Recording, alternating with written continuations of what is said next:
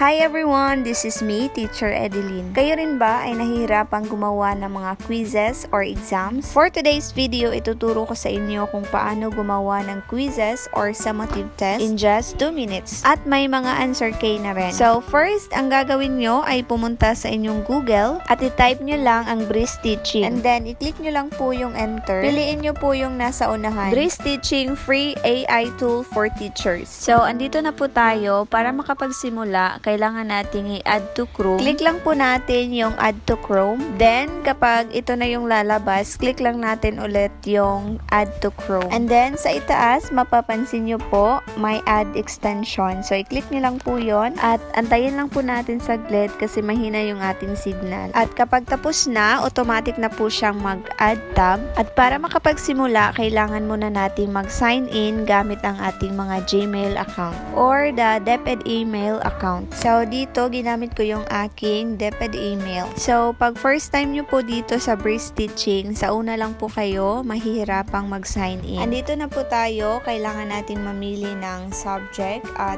grade level. Since nagtuturo ako dito ng Math 7, so, pinili ko yung subject na Math at grade level na grade 7. Kailangan nyo din pong ilagay ang inyong school name at yung sa ibaba, pwede nyo po yung skip. And then, i-click nyo po yung submit. Finally guys, andito na po tayo sa kanilang dashboard. Next step naman ay kailangan natin mag-add new tab. And then, i-click nyo po yung 9 dots sa itaas. Tapos, piliin nyo po yung docs. And click enter. And piliin nyo po yung blank. So, dito naman, kailangan na natin mag-type or mag-enter ng ating ipapagawa dito sa Breeze Teaching. So, dito naman sa ibaba, makikita nyo yung Write with Breeze. Click nyo lang po yon and then dito po sa I want to create, mamili po kayo dyan kung ano yung ipapa-create nyo dito sa Breeze Teaching. So, dito naman, mamili kayo kung either in English or Filipino yung ipapagawa nyo. Dito naman sa what should the quiz cover, so i-type nyo lang dito yung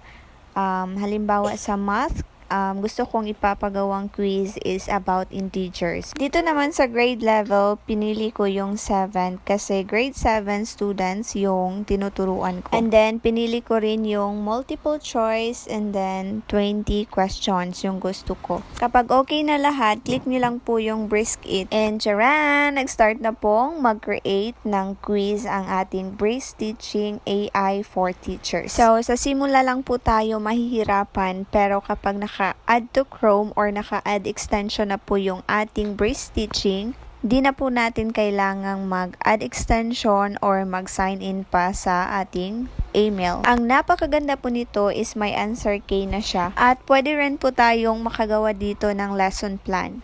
So, yun lamang po for today's video. Please like and follow our Facebook page, BFAM and Teacher Edeline Vlog. Yun lang. Thank you for watching. Bye!